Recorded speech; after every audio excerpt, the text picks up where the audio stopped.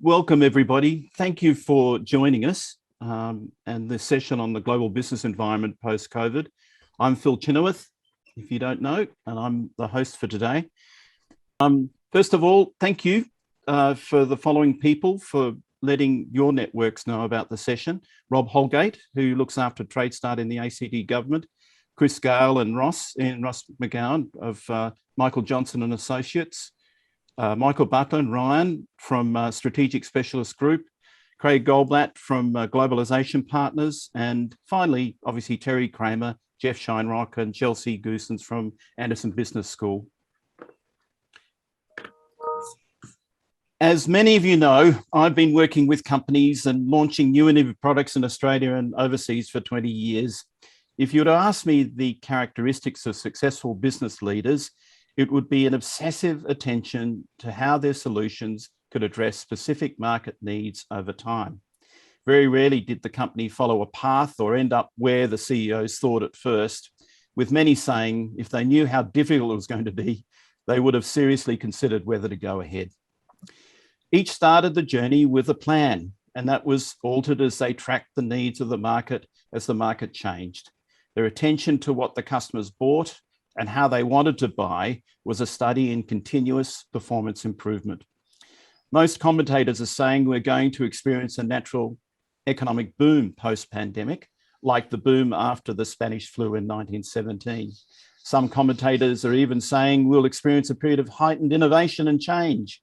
The 2020s will again become the roaring 20s, as in the last century.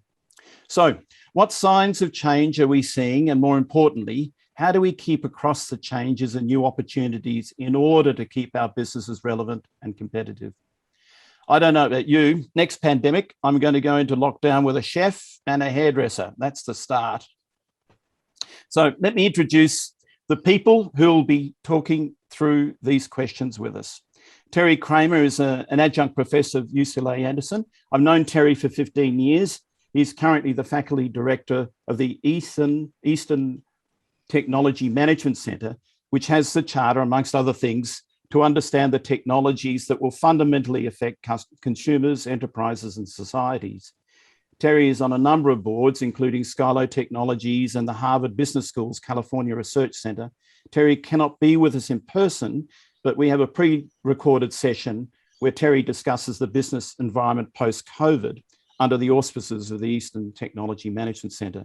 Also from Anderson Business School, we have Jeff Scheinrock, who I've also known for over 10 years. Jeff is assistant professor and assistant dean and faculty director of the applied management programs at UCLA. I met Jeff in his role at board of Originate, which is a successful early stage company accelerator in California. He has extensive business links and activities which are listed in his bio on the Anderson website. If you joined early, you would have heard Jeff talking a little bit about some of the accelerators that the companies, the major companies actually have put in place in LA. Good topic of discussion had with Jeff, by the way. Chelsea works with Jeff, and we'll be hearing a little bit more from Chelsea through the session. She's the director of Anderson's Capstone Fields Research Programs. Jeff, would you like to introduce Terry's presentation and the work Anderson's been doing with businesses, leaders, and CEOs on the impact of COVID-19? Right. So Terry is one of our top professors. He, as Phil said, runs the Easton Center for Technology. Serial entrepreneur himself, was president of Vodafone USA. And we asked him to put together a short presentation, which we videoed and which we're going to show you here in a moment, about the effects of COVID and what companies are seeing, how they can address it, and how it's going to impact their business in the future. So without further ado, we will go into the video and then we'll answer all your questions. So let me now talk about current events and how that might, again, affect a GAP project and how it affects businesses and leaders more broadly. So at the highest level, what's happened with COVID? COVID fundamentally has changed this idea about place. Place being where we shop, where we're entertained, where we work, where we go to school. That whole idea that, I go to a grocery store to do my shopping. I go to a movie theater to watch a movie. I go to a classroom, my classes. That has all been turned upside down with COVID. And in the process, many of the things have occurred that have accelerated technology adoption. Many things have changed competitive positioning. Many of the players that were used to traditional modes of where things happen. Think of movie theaters, AMC as an example. How fundamentally their business has changed overnight. Grocery stores, with the advent of Instacart and Amazon, et cetera, the whole idea of people having to go to a store fundamentally has changed. Healthcare. Kaiser, we just had Jody Lesh, who's the Chief Innovation Officer from Kaiser. She had just mentioned that before COVID, about 15% of Kaiser's health visits were telehealth. During COVID, it went up to 75%. Huge increase. And I think it was even more interesting than the 75% is the fact that she said once COVID ends, she thinks they'll never go back to 15%. The percent of telehealth visits is going to probably end up somewhere in between 30%, 35%, et cetera. So this whole idea about change in place, people working from home, and a whole bunch of applications that have supported this. So contactless applications, the ability to do payments and security and authenticating yourself without having to make physical contact, without having to sign something or touch something. There's numerous companies now that are doing work in that area. Video conferencing, Zoom just announced their results yesterday. They announced that they're on track for $1 billion in revenues per quarter. $1 billion per quarter. Huge growth in video conferencing and collaboration tools. Salesforce just bought Slack because they realized that ability for people to communicate with one another on Slack is going to be a fundamental business tool for CRM applications like Salesforce offers. Last mile delivery, I've mentioned some of the applications with companies like Neuro. Drones would be another example of this. More and more work on last mile delivery. So a whole bunch of new areas of innovation that are accelerating, and then negative impact, as I mentioned, on other applications. Think about real estate as an example. If you're somebody that owns lots of commercial real estate, office buildings, retail, probably a tough play. Doesn't say unilaterally every single organization's in a tough play, but a lot of rethinking about how much space companies need, a lot of rethinking about retail, and do you really need a lot of retail square footage, or can a lot of stuff be driven to online transactions? Healthcare, another example, complete change in healthcare with telehealth and other related applications. So what are some of the broader implications of all of this and things to consider? First of all, there's been a notable acceleration of adoption. There's an interesting study that came out from Twilio. Twilio runs a communications platform. A lot of the text messages that we receive from airlines when they tell you a flight is late or a gate change or whatever, all of the text messaging, they run a communications platform that supports that. They talked about digital transformations because they have to deal with a lot of companies that have to go from manual to digital in what they offer. They said historically, it would take about 6 years for an organization to make a digital transition. In COVID, they said it was about 6 months. 6 years went down to 6 months. And think about all of the other adoption we've had to do. Again, e-commerce, telehealth, all the recommendation engines that we use, last mile delivery. A lot of these things we say, yeah, I'll try it over time, but it's going to be a few years, slow burn on trials by companies, et cetera. All of this has been compressed. So you want to be thinking about, for your clients and your competitors, has there been a more rapid fire adoption of technology, and are you taking advantage of that? The second thing is that there's an uneven impact on companies, on individuals, and on society of technology. So number one, at a broad enterprise level, technology companies have done much better in COVID on balance than traditional industries have, like manufacturing, like real estate, like travel. So you want to look at what type of company are you in and what type of company are you selling to? And is that company that you're selling to going through a difficult change, and how's that affect your offer to them? Same issue goes on uneven impact for individuals. Remember that the digital divide is one of the big challenges we have in the US. And digital divide has got several parts to it. It's got broadband connectivity. Do you have access to high-speed internet? But it's also, do you have devices, digital devices like smartphones? And do you have efforts on digital literacy to be able to educate and engage people on online transactions, online communications, etc. So you want to think about, is the impact even or uneven where you're at? Another thought here is the need for leaders to think about how their jobs are changing due to COVID. So it used to be like when I went to business school, a lot of the focus was on shareholders. Just make the shareholders happy, give them a good rate of return. Everything else will be sorted. People will be employed. Governments will be happy because they'll collect taxes, blah, blah, blah. That view is becoming more and more passé. And more of the view is the CEOs need to think about a much broader set of constituents. They need to be thinking about not only shareholders, but customers.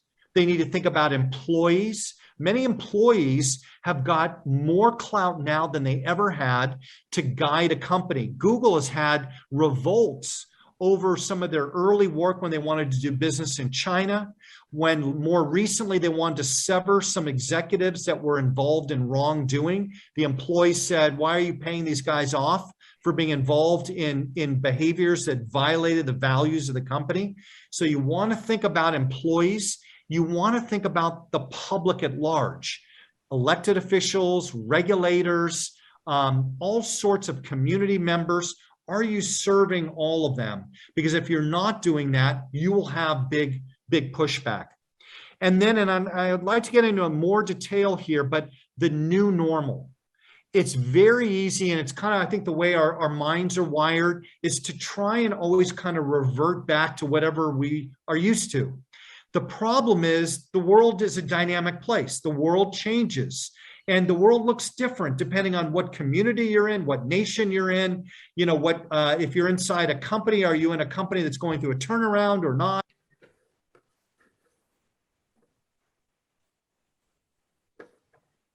Sorry, one moment. Etc. You want to look at the environment that you're in and say, what is the new normal?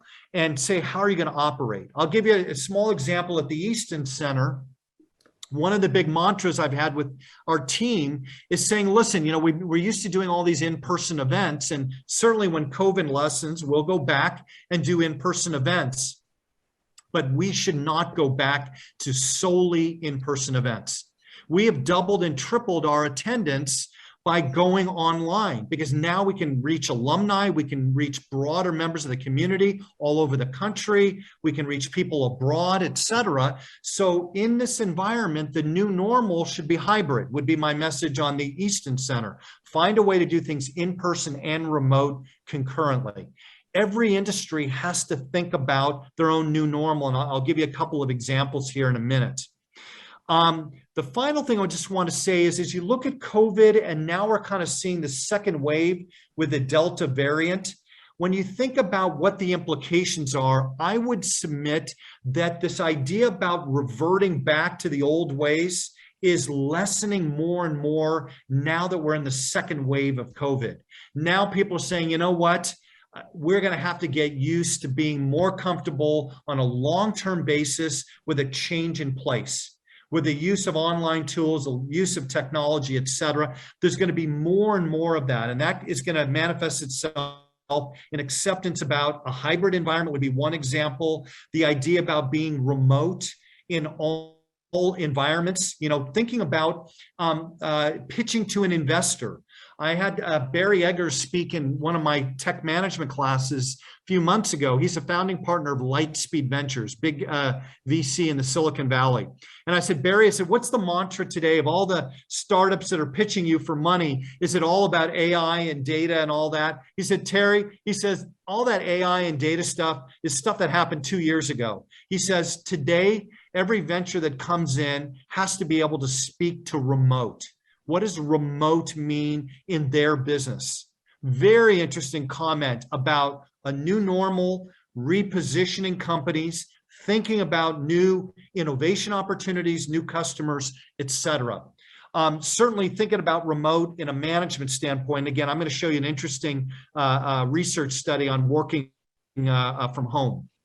Long-term business assumptions. So how much time are we going to be traveling in the future? How much time do we need to be in person? How much value is going to be on local? So many of you may have heard one of the senior execs at JP Morgan, made a comment to their employees a couple of months ago about working remote. And he basically said, if you can go eat out in a restaurant, then you can come back in the office.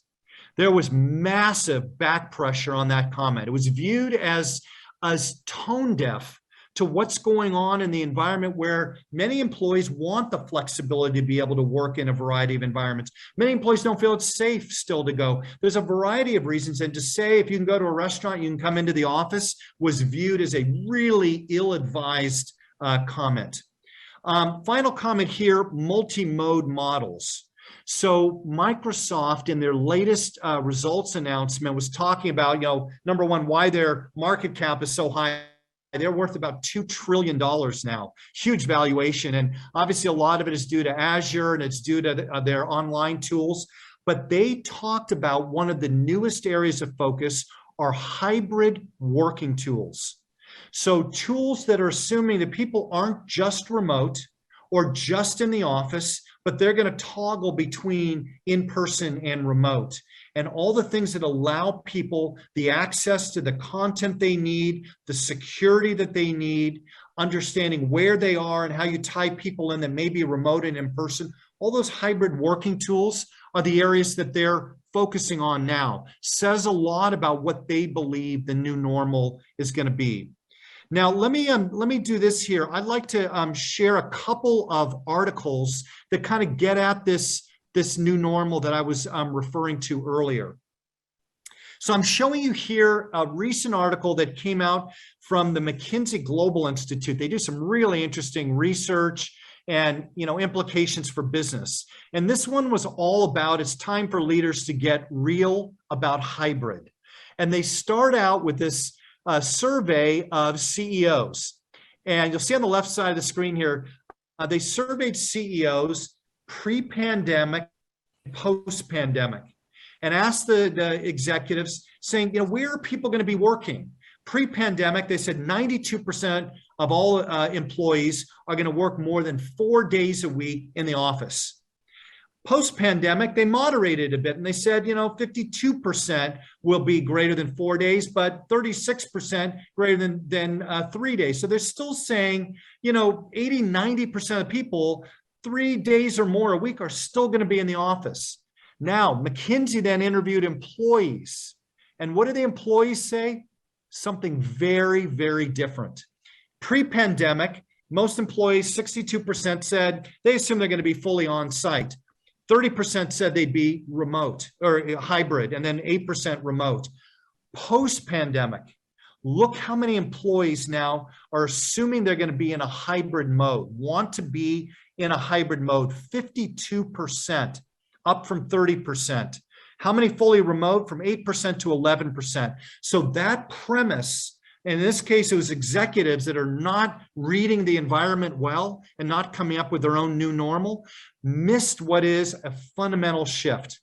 And so one of the messages I've got obviously tonight for you is be thinking about what is that new normal? What is causing the changes there? Is it technology? Is it attitudes about working remote? Is it attitudes about leadership and credibility of institutions? Think about whatever it is, but develop a point of view as opposed to having a static view about how things are.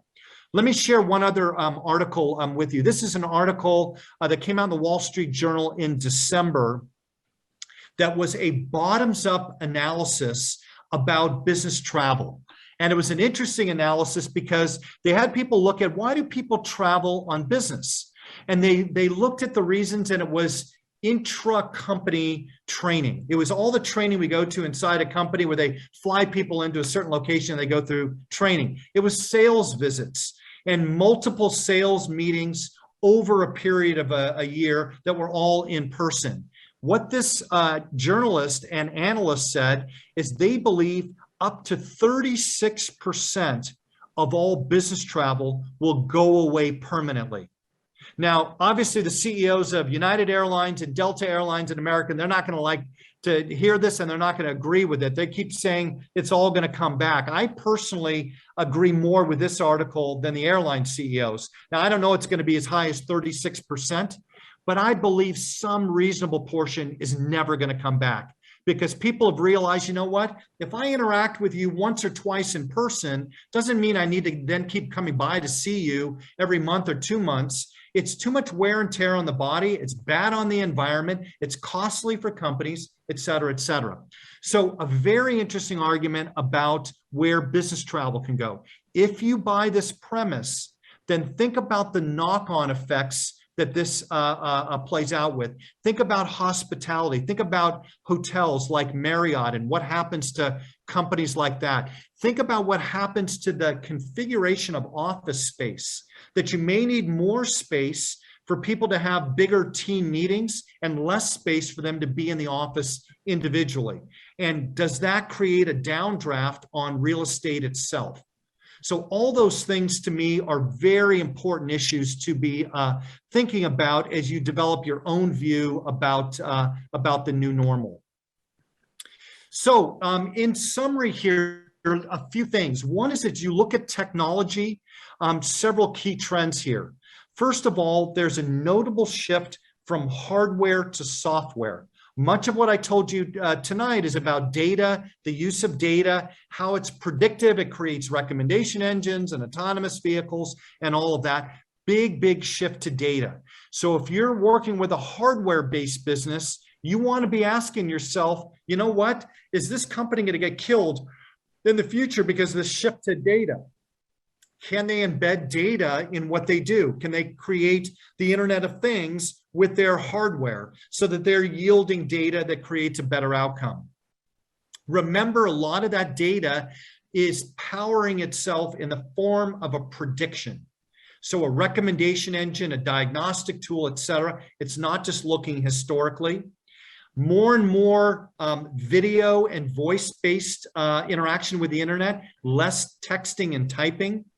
Much more on digital immersive experiences, less person and more on a digital basis.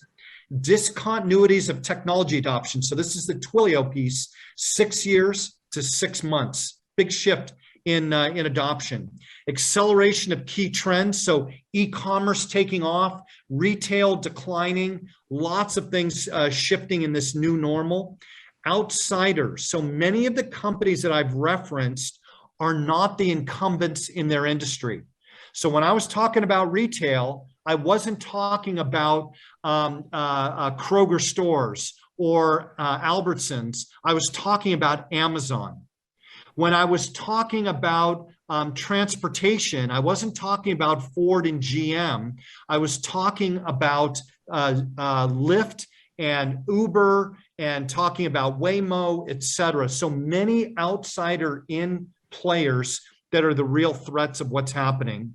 Flight to scale, so many more big players because there's a big value on data. The more data you have, the more predictive capability you've got. And then this idea about the new normal is think about what might be a new normal. It's not as easy to say that we're going to revert past into the past of what we're going to be working on. So final slide for you is you kind of think about what are some of the issues to think about on a gap project in relation to what I just said, and I'd almost think about these as a check mark list to be able to answer for your own client. So number one, based on the role of technology, what's happened with COVID, et cetera, has the market demand changed for your client's business? You may say on one side, it's gone up radically because we're automating, we're creating a remote capability, we're using data, blah, blah, blah. You may say on the flip side, it's actually weakened the demand because the customers have prioritized something ahead of whatever you're wanting to sell to them. So how has that market demand changed? If it's a technology-based business, you may have good news because people are adopting technology much quicker. But if it's not technology-based, you may have a problem. How has the timing of the market changed? Again, have you seen a phenomenon that said it might have taken 2 or 3 years to enter a market? Now you've got a case that should only take you 6 months. That's a good piece of news, and you should be more ambitious about it.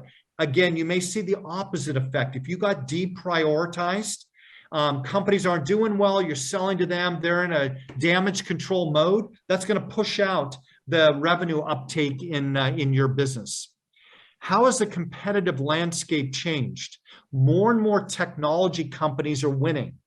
So I used to ask my Gap teams that were doing kind of point solutions that were technology oriented, tell me why a larger tech company like a Microsoft wouldn't just bundle in whatever you're doing for free because they're trying to get a bigger bundled solution with their end customer.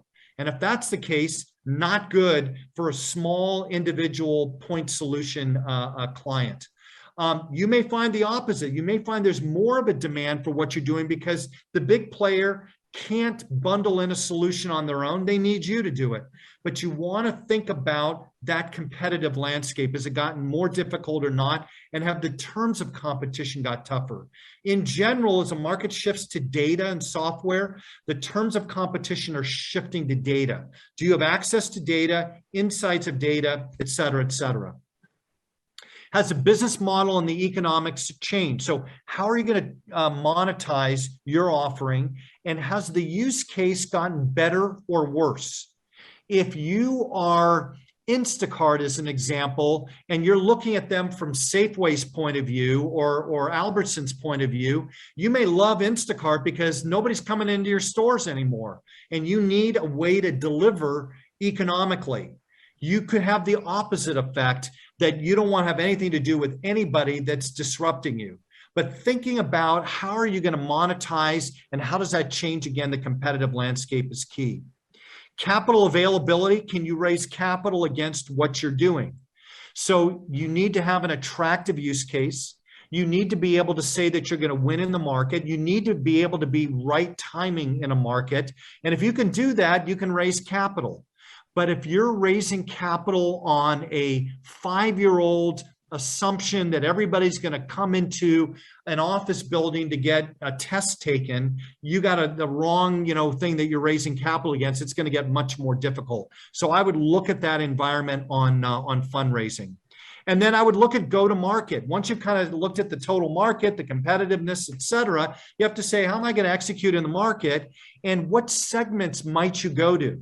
You might make a case in an era of COVID where public health issues are so big that government segments are going to be more attractive because government has been leading on contact tracing or verification of vaccines or supply chain management on vaccine distribution. So government may be better. You want to think about what segments are going to be best.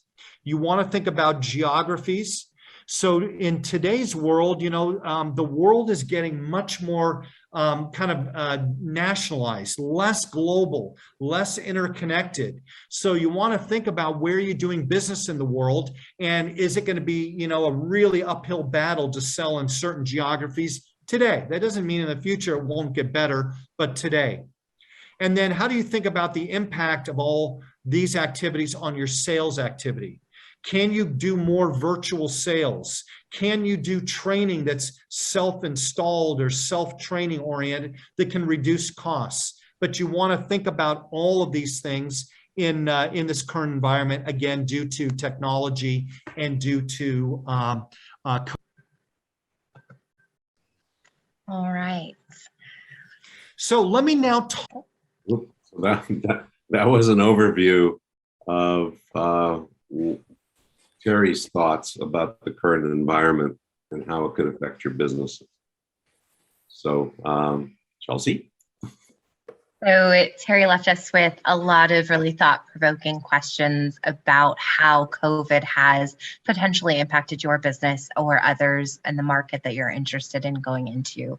And one of the things that Jeff and I would like to discuss with you is the ways in which partnering with our capstone programs can help you solve those questions. And to do that, I'd like to share a little bit more about what the capstone programs are at their heart and what we offer.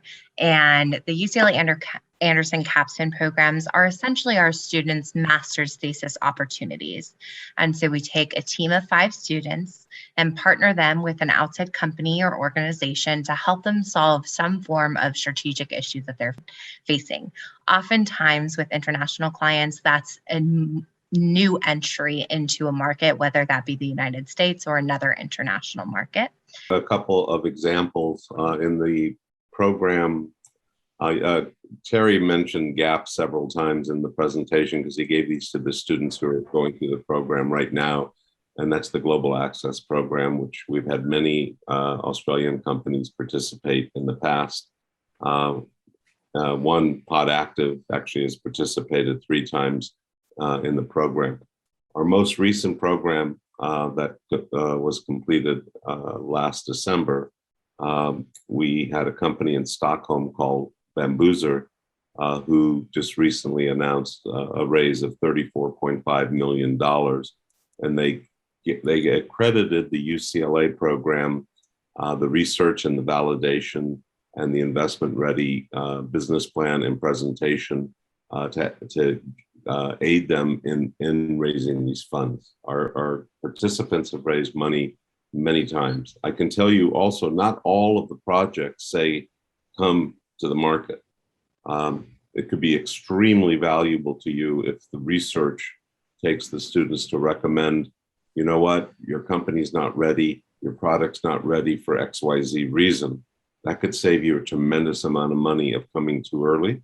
But even if that's the conclusion, the students will say, what you need to do in order to come is the following, and they'll actually give you and lay out an execution plan. I am not an academic. As Phil mentioned, I run a lot of companies.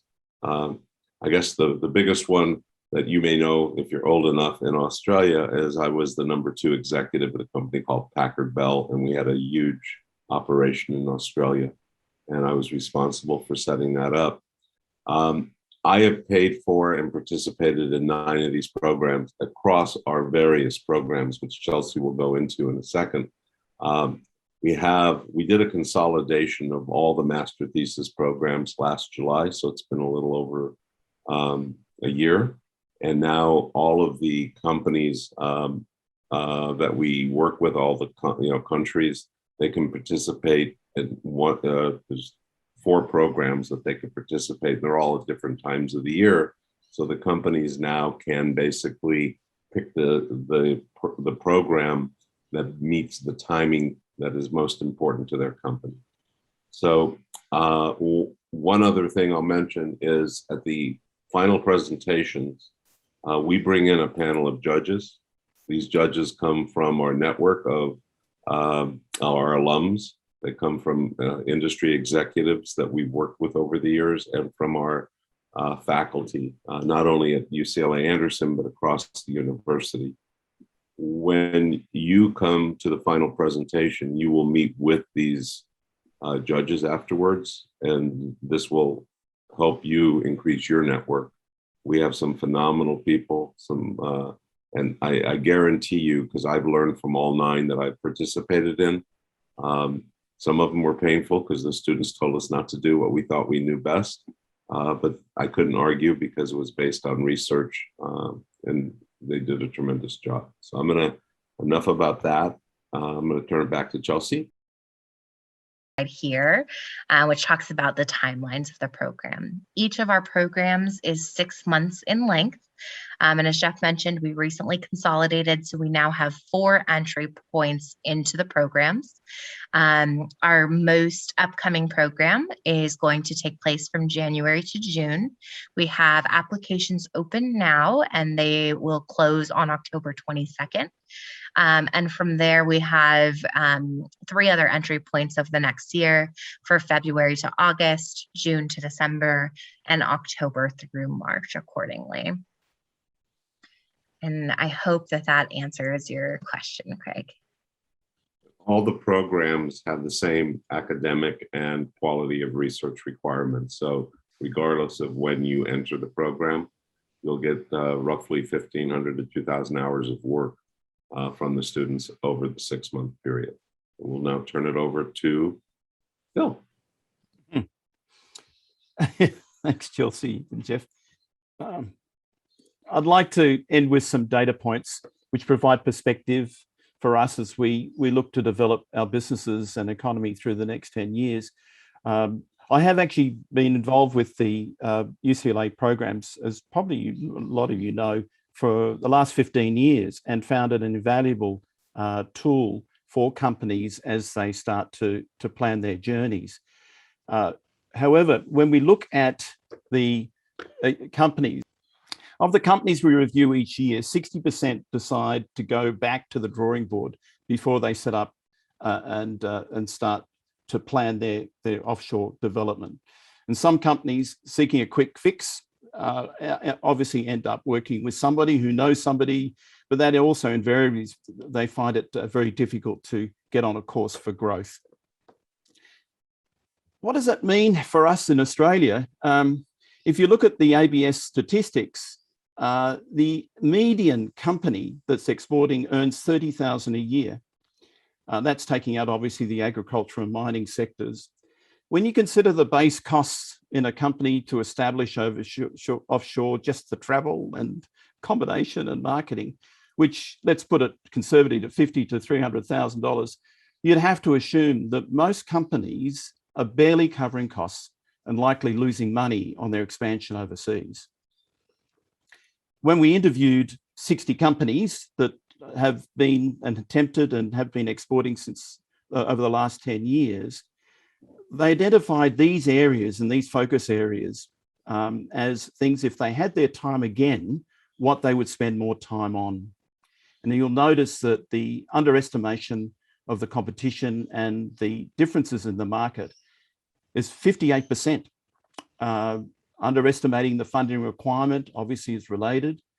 Underestimating the need for local management and local involvement, and also the lack of relevant strategy and planning.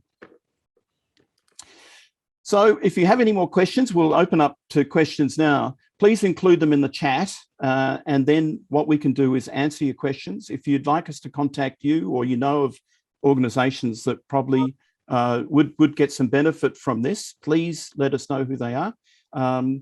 But the things that we're looking at, obviously, we can assist with planning, an initial screening for companies in terms of when they're planning their offshore development and planning for what the new environment will mean, which will include, obviously, UCLA market research programs.